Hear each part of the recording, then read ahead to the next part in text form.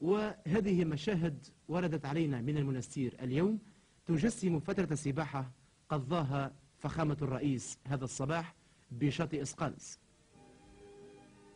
في الأثناء شرعت ولايات الجمهورية كما لاحظتم في برنامج فرحة الشعب الذي يأتيكم كل يوم قبيل توجيهات السيد الرئيس، شرعت في تقديم برامجها الثقافية احتفالا بعيد ميلاد المجاهد الأكبر.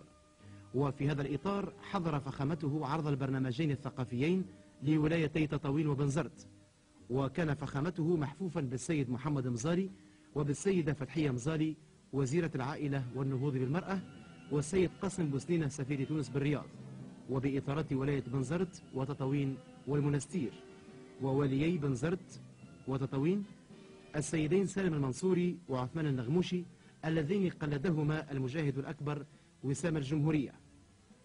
ووجه المكتب التنفيذي لمجلس وزراء الشباب والرياضة العرب المنعقد بالرباط برقية إلى الرئيس الجليل يهنئونه فيها بعيد ميلاده، ويتمنون لسيادته طول العمر وموفور الصحة ولتونس مزيد التقدم والازدهار.